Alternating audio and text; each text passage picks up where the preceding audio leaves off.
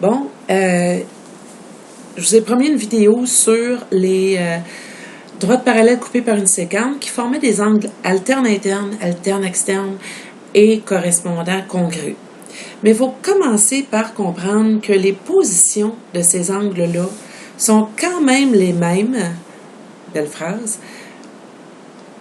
même si les droites ne sont pas parallèles.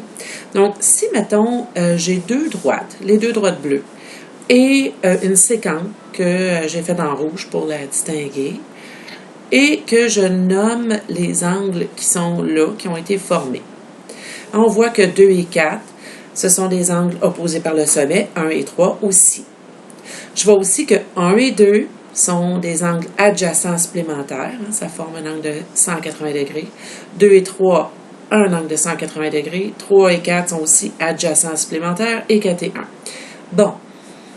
Par contre, si je prends ce cercle d'angle-là et j'essaie de le placer ici, si je glisse là, ça sur la séquente, ben l'angle 1 qui est là n'est pas le même angle qui est ici. Ils sont à la même place, par exemple. Ils se correspondent. L'angle 1 va aller avec cet angle-là. Bon, on va aller les nommer. 1, 2, 3, 4, 5, 6, 7 et 8. OK. Mettons qu'on a ça. Je les ai nommés comme ça on n'aura pas besoin de parler de 100 000 lettres là, pour distinguer les angles. Bon, l'angle 1, c'est vrai qu'il est à la même place que l'angle 5 par rapport à sa droite et la séquente. L'angle 2 et l'angle 6 sont à la même place, 3 et 7, 4 et 8. Donc, ces angles-là que j'ai nommés, donc l'angle 1 et là, je ne dirais pas congru, là, ici, je vais dire juste et, parce que ces deux-là, ben, c'est une paire d'angles qui sont correspondants. 2 et l'angle 6, l'angle 3 et l'angle 7, l'angle 4 et l'angle 8. C'est tous des angles qui se correspondent. Ils ont la même place. Un peu comme quelqu'un qui s'assoit à ta place dans l'autre groupe. Tu sais, dans la même classe, assis sur la même chaise, mais ça ne veut pas dire que c'est la même personne. Donc, justement, 4 et 8 sont assis sur la même chaise, mais, quel exemple, hein? Mais, c'est pas des angles qui sont congrus. Tu sais, on le voit à l'œil que ça ne sera pas le même angle, là. On pourrait le mesurer, faire tout un cours là-dessus, mais vous l'avez déjà fait quand vous étiez beaucoup plus jeune, c'est juste que c'est bien loin. Donc, on parle des angles correspondants. Dans le cas d'angles qui sont formés par les droites parallèles à une séquence, ben c'est quoi la différence? C'est que vu qu'ils ont exactement... ils sont parallèles, donc ils ont exactement le même angle ensemble, AB et CD étant parallèles. Ça, c'est le symbole pour parallèle. Il ne faut pas oublier, quand on parle de segment ou de droite, qu'il faut mettre une ligne par-dessus. Là, c'est ça la notation qu'on prend nous autres. Si jamais vous écoutez des vidéos qui ont été faites dans un autre pays, c'est ça que j'ai trouvé aussi. Là, c'était difficile de trouver des bons vidéos qui avaient en même temps la notation qu'on était habitué de voir. Donc, il y a des places où est-ce qu'un segment, ils vont faire ça. Là, je dis, ah non. On ne commencera pas à se mêler avec la fonction partie entière en plus. Donc, c'est pour ça que j'ai décidé de faire la vidéo moi-même. Bon. Donc, ce qu'on a ici, c'est, on a AB qui est parallèle à CD. Et la séquence ici, c'est FE. Bon, FE va couper AB et CD exactement de la même façon. Donc, quand tu vas glisser ce cercle-là sur celui-là, dans cette situation-là, ben 1 va non seulement tomber sur 5, mais va tomber vraiment, là, comme on dit, là, flush. Où est-ce que ce segment-là, hein, c'est le même segment, donc, puis après ça, celui-là va avoir la même ouverture, dans le fond. Donc, quand 4 va tomber sur 8, ça va tomber exactement là, à la même mesure, 3 sur 7 et 2 sur 6. Donc, non seulement ils sont correspondants, ils prennent la même place par rapport à la séquente et par rapport à leur droite parallèle, mais en plus, ils sont isométriques. Isométrique, je vous rappelle que c'est la vague avec, le égal en dessous.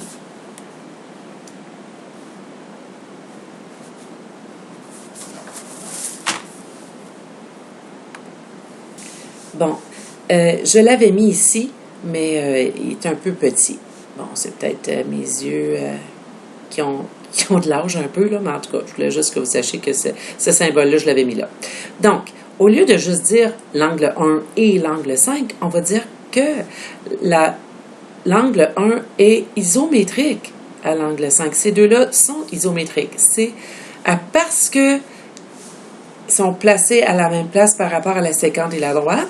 Ce sont des angles correspondants, mais sont congrus ou isométriques parce que sont formés par des droites parallèles. Donc, on va dire, mettons, dans une phrase, une preuve, on va dire l'angle 3 et l'angle 7 sont isométriques car ce sont des angles correspondants formés par les droites parallèles coupées par une séquence.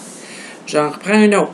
L'angle 2 et l'angle 6 sont isométriques car ce sont des angles correspondants formés par les droites parallèles et coupés par une séquente. Donc, si tu veux juste dire correspondant, ben tu peux être en train de parler de ça. Ou est-ce que vraiment, là, 3 et 7 ne sont pas congrus? 2 et 6 ne sont pas congrus, ils sont juste, oui, correspondants. Donc, s'ils ont la même position, mais qui sont formés par des droites parallèles coupées par une séquente, là, on sait qu'ils sont isométriques. Donc, si tu sais que lui mesure 110, ben c'est sûr que lui mesure 110 aussi, parce que ce sont des angles correspondants formés par des parallèles et coupés par une séquente.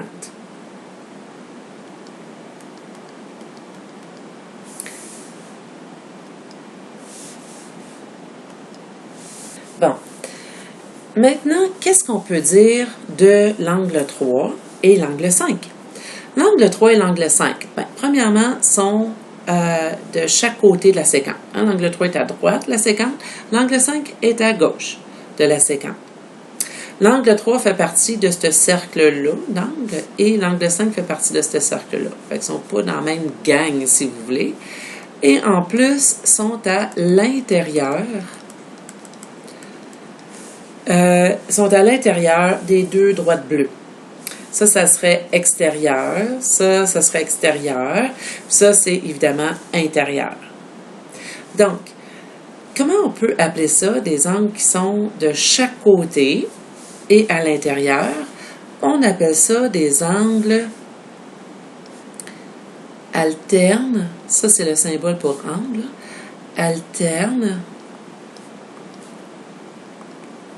Interne. Les angles alternes, internes. Donc, de chaque côté de la séquence, alterné, le côté de la séquence, et à l'intérieur. Pourquoi c'est pas 3 et 4? Bien, premièrement, 3 et 4, eux autres, c'est des angles adjacents supplémentaires, mais on parle vraiment là, de deux angles qui ne sont pas dans le même cercle, donc pas dans la même gang, là. Ça veut dire que si je prends, par exemple, l'angle 4, il va être un alterne interne avec l'angle 6. Ils sont de chaque côté de la séquence, à l'intérieur des deux droites parallèles, ils ne sont pas parallèles, pardon, des deux droites, excuse-moi, et ne sont pas dans la même gang. Donc, 4, il fait partie de 1, 2, 3, 4, puis 6 fait partie de 5, 6, 7, 8. Donc, ils sont de chaque côté comme ça. OK. Donc, ici, l'angle 4 et l'angle 6 sont alternes internes. L'angle 3 et l'angle 5 sont alternes internes. Puis c'est tout. Ils sont dans cette position-là. Par contre, si je vais chercher, dans ce cas-là, l'angle 3 et l'angle 5 oui, sont alternes internes. Sont alternes internes. Et 4 et 6 sont alternes internes exactement de la même façon. Pour la même raison. De chaque côté de la 50, ne sont pas dans le même cercle, pas dans la même gang, là, et aussi sont à l'intérieur des deux droites. OK. Mais ici, parce qu'ils sont créés par des droites parallèles, ils sont, en plus d'être alternes internes, en plus d'être dans cette position-là, ils sont congrus, ou isométriques. Donc, on va dire que l'angle 4 est isométrique à l'angle 6 ou congru à l'angle 6. 4 et 6 sont isométriques parce qu'ils sont alternes internes créés par des droites parallèles et une séquente. L'angle 3 et l'angle 5, oui, sont isométriques, pas juste parce qu'ils sont alternes internes, mais parce qu'ils sont créés par les parallèles et coupés par une séquente. Parce qu'on se rappelle qu'ici, ils étaient dans la position alterne interne, mais ne sont pas du tout congrus. Alors, on voit bien que 3, il est beaucoup plus gros que l'angle 5 ici, là. Ici, plus écrasé, puis c'est beaucoup plus gros. Par contre, dans la partie où est-ce qu'ils sont créés par des droites parallèles, ils sont exactement pareils. Bon, mettons que je vous dis un autre chemin. OK? On va faire un autre petit chemin. Mettons l'angle 3 et l'angle 1. L'angle 3 et l'angle 1 sont congrus parce qu'ils sont opposés par le sommet. L'angle 1 et l'angle 5 sont congrus parce qu'ils sont des correspondants congrus créés par les parallèles et la séquente. Donc, voici une autre preuve pour nous dire aussi que 5 et 3 sont automatiquement congrus. Lui est congru à lui, lui est congru à lui. Donc, vu que 5 est congru à 1 et 3 est congru à 1, bien, c'est sûr que 5 et 3 sont aussi congrus. Donc, ça, c'est ce qu'on appelle la transitivité. On a transféré la mesure. Donc, autrement dit, si lui mesure, 120, mettons, bien, lui, automatiquement, mesure 120. Parce que ce sont des angles opposés par le sommet. Les angles opposés par le sommet sont isométriques.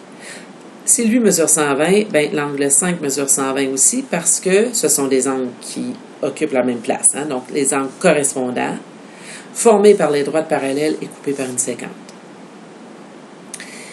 On pourrait aussi juste raccourcir tout ça puis dire que l'angle 5 et l'angle 3 sont des angles alternes internes créés par des droites parallèles et une séquente, donc ils sont isométriques. Fait que c'est bien sûr que c'est beaucoup plus court de juste dire ça.